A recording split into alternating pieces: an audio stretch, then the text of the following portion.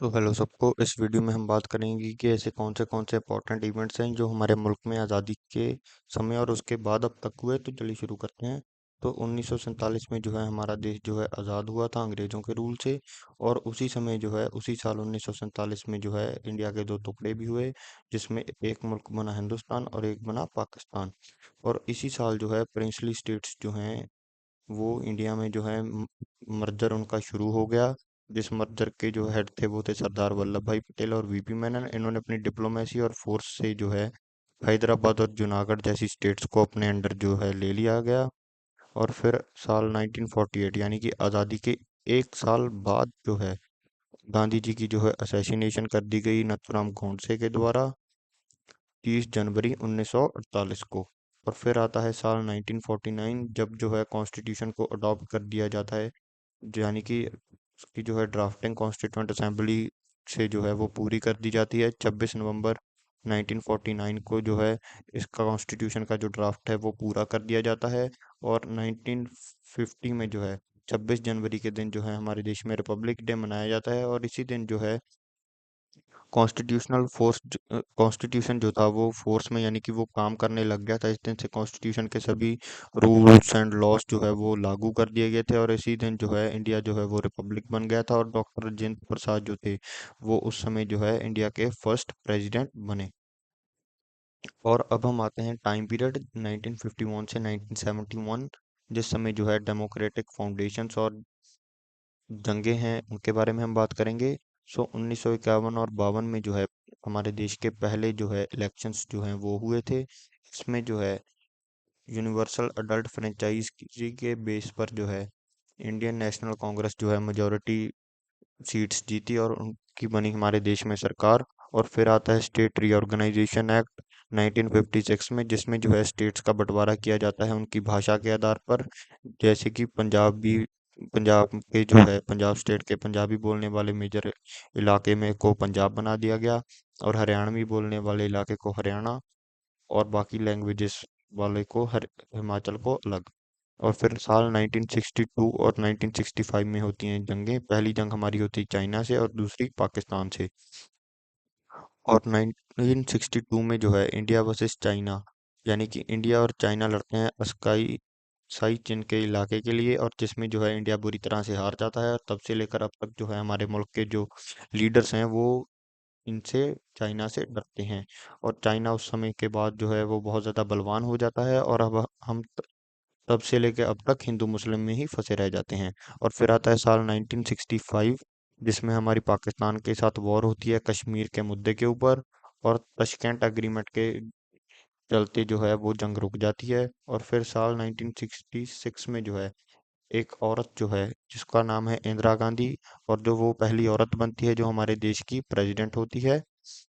और फिर आता है साल 1971, हम पाकिस्तान के साथ जो है हमारी दूसरी जो है वो जंग लड़ते हैं, जिसके तहत जो है बांग्लादेश की फॉर्मेशन होती है और इंडिया जो है इस जंग को भी जीत जाता है।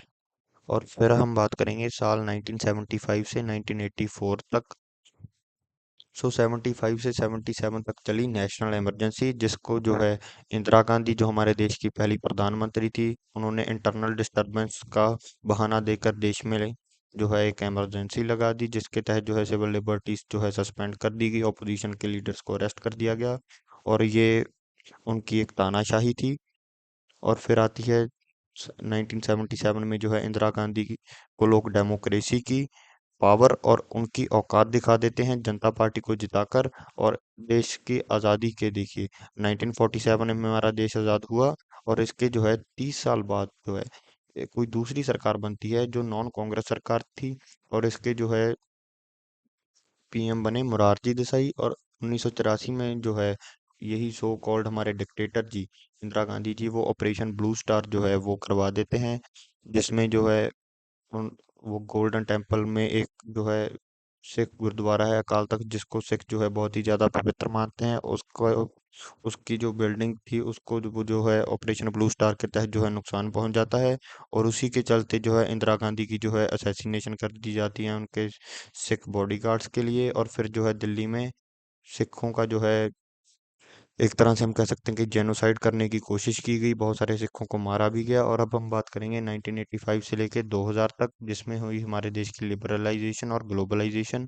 सो 1991 में जो है इकोनॉमिक रिफॉर्म्स लाए जाते हैं, जिसमें जो है एलपीजी पॉलिसी को इंट्रोड्यूस किया जाता है पीएम नरसिम्हा राव की सरकार में, जिसमें फाइनेंस मिनिस्टर थे मनमोहन सिंह जी। ये एलपीजी पॉलिसी वो नहीं है जो एलपीजी सिलेंडर होता है, इसका मतलब है लिबरलाइजेशन और ग्लोबलाइजेशन। और साल 1992 में जो है बाबरी मस्जिद को गिरा दिया जाता है। ये हमारे देश का एक मेजर कम्युनल इवेंट था, जिसका फायदा उस समय की कांग्रेस की सरकार ने भी लिया और उसके बाद आने वाली बीजेपी की सरकार ने भी लिया। और यहीं से जो है हमारे देश का हिंदू वर्सेस मुस्लिम का मुद्दा जो ऐसा भड़का, वो आज तक जो है वो शांत नहीं हुआ। और फिर 1998 में जो है हमारे देश ने पोखरण 2 का न्यूक्लियर टेस्ट जो है वो क्लियर कर दिया अटल बिहारी वाजपेयी जी की सरकार के अंडर। और 1999 में जो है कारगिल वॉर होती है हमारी पाकिस्तान के साथ। और ये वॉर इसलिए हुई थी जिसमें इसमें जो है इंडियन ने अपनी जो पोस्टें हैं उनको रिकैप्चर कर लिया था पाकिस्तान की वजह से, पाकिस्तान से। इसमें होता क्या था, जो पहाड़ियाँ थी उनके ऊपर जब सर्दियों में बहुत ज़्यादा बर्फ बहा जाती थी, तो हमारी आर्मी जो है सर्दियों में जो है वो नीचे आ जाती थी, और जब मौसम ठीक होता था हमारी फौज वापस उन्हीं पोस्टों में चली जाती थी। और इस बार पाकिस्तानियों ने किया क्या 1999 में, जब हमारे फौजी नीचे आए तो उस समय सर्दियों में जो है पाकिस्तान ने अपने फौजी जो है वहां पर ऊपर भेज दिए। तो उसी के कारण जो है ये जंग हुई।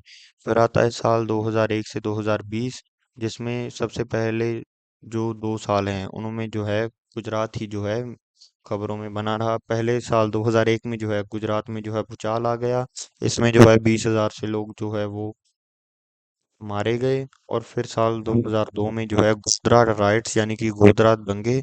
असल में राइट्स तो हम तब कहते हैं जब दो कम्युनिटीज आपस में लड़ रही हैं, पर इनको हम मुस्लिम्स का जेनोसाइड कह सकते हैं, क्योंकि इसमें मुस्लिम्स को बहुत ब्रूटली जो है टारगेट किया गया और मारा गया। इसमें जो है सो फिर आता है साल 2008, जिसमें मुंबई में आतंकवादी हमला होता है, जिसमें पाकिस्तानी आतंकवादी जो है हमारे देश के बहुत सारे बेकसूर लोगों को मार देते हैं। और फिर आता है साल 2014, जब बनती है मोदी जी की सरकार। ये पहली मेजोरिटी बीजेपी की गवर्नमेंट थी आज़ादी में, आज़ादी से अब तक, यानी कि अब तक जो है कांग्रेस के सिवाय कोई भी ऐसी पार्टी नहीं थी जिसने जो है खुद की मेजोरिटी से गवर्नमेंट बनाई हो।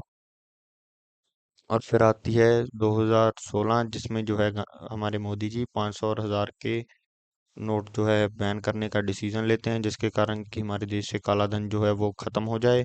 पर ये चलिए, I don't want to be controversial. So फिर आता है साल 2019, जिसमें जो है आर्टिकल 370 जो है उसको खत्म कर दिया जाता है, और जम्मू और कश्मीर का जो स्पेशल स्टेटस था उसको खत्म कर दिया जाता है।